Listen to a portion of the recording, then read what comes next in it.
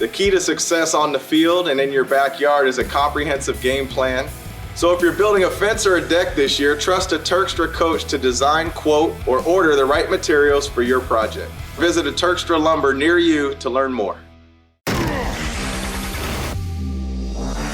From the Ticats Audio Network, this is the Coach O Show with Luke Tasker. Welcome to the Coach O Show with Luke Tasker. The Ticats are back. Week 4 is in the past. A nice bye week, rested up. Coach, how was the bye week, man? Bye week was awesome. It was good to get away, good to get refreshed. You never completely turn it off, as you're aware, Luke. But I think it came at a great time for us. And but there is that time when you're itching to get back. So that's where we're at right now. Yeah. Is it mentally just as necessary to have that downtime as a coach as it is a player? No doubt. And as much as we think we don't need it, quote unquote, we do. We're people, just like the players are people. And I think that it doesn't matter what you do, whether you're cutting your grass, you always are going to wake up at the same time. But I think I always like to say that you don't have to get up. Yeah. Just lay low for a little while. That's good. Did you stay in the Hamilton area? Were you able to get away at all, or what was your go-to? Yeah, no, I was able to just spend some time with the family. I had one daughter traveling in the States for basketball. Of course, we have one away at school. So Gina and myself and Raina were there, and we're like a kite in the wind. You know, whatever was floating our way. There's a couple beautiful days there, and maybe jumped on the electric scooters a little bit, went around, and had some fun. Oh man, the lime scooters or the birds or whatever, that is good stuff, man. That's the downfall of spending a week out west in Calgary for the years that we did that. I put 200 miles on some of those scooters out there. Yeah, my credit card's still on file with that thing in Calgary. I know. It really racked it up. It's like I don't know what it is, $1 every 5 minutes or something like that. But man, I know Calgary like the back of my hand from the Lime scooter trips out there. So good stuff. First day back on the field yesterday for a day zero. What was the energy of the team like? Just how you would expect it to be, or I would expect it to be after a bye week. It felt like the day one of training camp, to be honest with you. Vibe was awesome. Wow. It was through the sky. We changed the way we practice up just a little bit, and not even exactly what we did, but the order in which we did things. And guys were fired up. You could feel it starting in the meeting rooms, and then you always want to see if it'll transfer out to the field. But we put them through probably a little bit tougher day zero than we have in the past, and they responded well on a super hot day. What kind of change-up did you make as far as the layout of the practice? You switch up team periods? What does that look like? Yeah, so we did a whole team circuit, to be honest with you. So there's just a huge benefit to quarterbacks, O-line, D-line. Everybody was involved in a circuit. We did a couple of no-huddles. As you know, we refer to it as the B group. A chance to let those guys feel included in practice, which, as you know, sometimes gets put on the back burner with the importance of the regular season, and they just be referred to as, a scout team and the look team and whatnot. But now they actually got to run our defense and fly around a little bit, so threw them a bone there and, simulated a couple of things areas that we feel like we need to work on, and then we were off the field. It was nice. That's great. The 4 games under your belt. We've got one bye week down. How pleased are you or displeased are you with the health of your team? Is it about what you would expect being this far into the season? Numbers-wise, I would say it's probably on par. Where we've been hit is probably definitely not on par.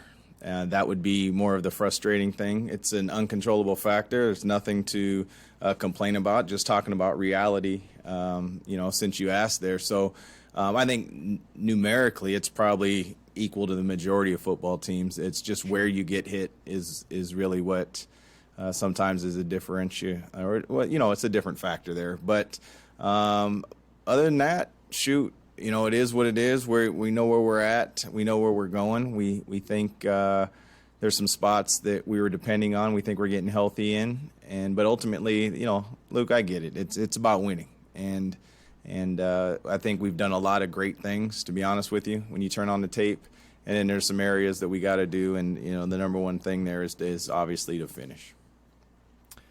Couple changes to the kicking room leading out of this bye week. What are you looking to see improved on the field from these roster changes in that kicking department? Well, first of all, I just want to say that I feel like Simon came in and kept us in football games. This is a performance-based business, and we know that. And I felt like Simon performed. I thought he did an outstanding job. The challenge is he's got the wrong flag next to his name, and that's the most honest way I can put it. Yeah. And we feel like we can we need to be a little bit better in our kicking game, and the only way to do that is to make moves that are disappointing to some people or whatnot. But you can't stay pat. You can't stay the same. You got to be innovative, creative, and on the move. And that doesn't mean reckless. We felt like we had a good sample and kind of, liked where we were heading in our punting game. But when you're able to acquire a guy like Jon Ryan, who's done it at the top of the game and is experienced and won't be rattled by coming into a team that, optically is what it is. It's 0-4, but there's a lot of other things that he can look at and know that he's not walking into a quote-unquote 0-4 locker room or meeting room. Those type of things. That's just what the record is. And so, still got a lot of belief in Michael and Don Magala, but, we're going to go with an American kicker there. So basically, what I'm saying here is, we're going to have it's called a DA now, but what was formerly known as a DI. We're just going to have a swap there in the kicking game where we'll go with the Canadian or a national punter and an American kicker. Yeah. Yeah, it's the game inside of the game that's unique to the CFL when it comes to having to mind the flags by everybody's name. Really unique to our league. Yes. Yeah, Ryan's interview he's positive. He seems like a guy who can join a locker room and be a net positive pretty quickly. So interested to see how that progresses through the season. And also in that interview on the Ticats today with Louis Butko, Dane was interviewed, and Dane said something interesting. He mentioned the word streamlining coming out of the bye week. And, of course, everybody has their own perspective as to what's going to change, and not to say that's a word that he got from you, but it is an interesting word. He said maybe you can expect some streamlining coming out, meaning, I guess, kind of boiling it down to kind of what we do best and kind of maybe a little bit of simplification. Does that resonate with what you're hoping to see from your team coming into week 5 here? Well, I think, that's a word that he would choose there, and I wouldn't disagree with him. I would say that we are looking for a higher rate of execution when it matters. We have that. I can show you numerous samples of great execution, and then when it matters or when we need it, we've been really average at that. And that's really what's been the result of the record the way that it is. But the focus isn't on the record, just like it wouldn't be if it was 4-0. And you've been on part of those streaks where we were on fire. And you might know that there is one slide that might show where it is, and we might show ourselves summiting up a mountain or something. But the focus was always on the next meeting and the next practice. And so it's no different because the record right now is flipped upside down. Like, to focus on the record if you're undefeated or yet to win is counterproductive to what we believe. Yeah.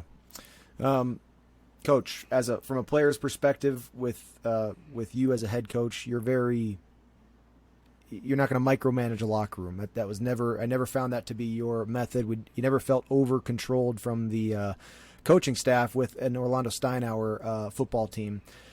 Within the coaches' room, though, and you're the coach of the coaches, is it the same philosophy? Are you letting the Tommy Condells, Mark Washingtons, Craig Butlers do their job? Or in a bye week like this, as you're prepping and getting ready to change the direction of the season, is there an aspect of your job that is, coaching the coaches and sort of instilling your maybe philosophy into each of those sides of the football? Yeah, my job is to, allow them. If I feel like I can do their job, then they shouldn't be here, right? And so my job is to oversee that and chime in where I feel like things could be better. And, I always take their input. And, we've had conversations with all the coordinators during the bye week and, asked them their thoughts of where we're at, where we're going, how we're going to get there. and those sorts of things. And then I kind of, gave them my viewpoint of where we're at, where we're going and how we're going to get there. And you would think what you find most times when you surround yourself with people, especially when you hire them, you've already talked about these sort of things of the type of offense, defense, special teams that you aspire to be. But then, as you know from being in our locker room, there's this uncontrollable factor that's inevitable called adversity. And it comes in all different shapes, sizes, and forms, whether it's injuries,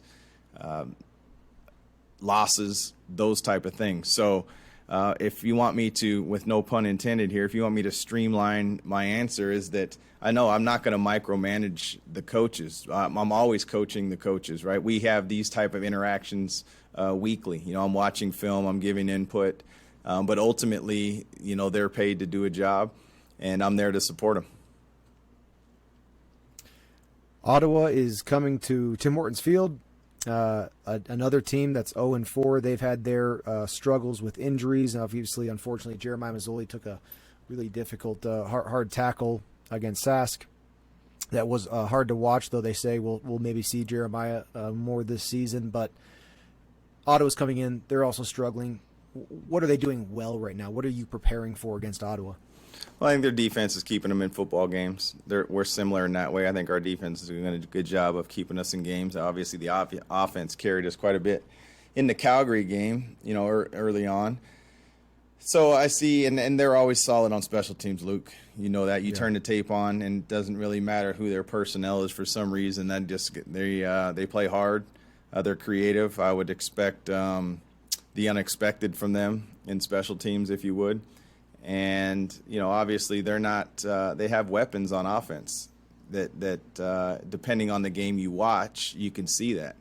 And so I think they're a team that's probably better than their record, as the saying goes.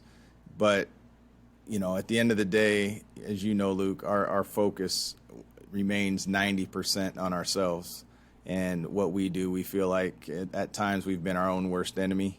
And, hey, credit the other teams. They've won the game, but there's things that we feel like we've done to contribute to those wins for those other teams also. Sure. Yeah, well, two teams that are maybe better than their record suggest, and that'll be a great one to see this Saturday night at Tim Hortons Field with an earlier kickoff this week. Coach, it's been a pleasure. Glad we're back in action here, moving into the middle part of the season. And Ticat fans and listeners, you'll be able to catch the Coach O Show with Luke Tasker every week, usually right around the start of the practice week as we're leading into each game to get more insight from Coach O. The Coach O is presented by Turkstra Lumber. Do it yourself does not mean do it alone. So visit TurkstraLumber.com to learn more about each of your home renovating projects. Coach, best of luck with the remainder of the prep week, and we'll see you up there on Saturday. Thanks, Luke. Appreciate it. Another episode of the Coach O Show with Luke Tasker is in the books. Let us know your thoughts. Email us at gameday@ticats.ca. Coach O and Luke are back next week to discuss the latest from the locker room. Subscribe to the Ticats Audio Network on Spotify or wherever you get your podcasts.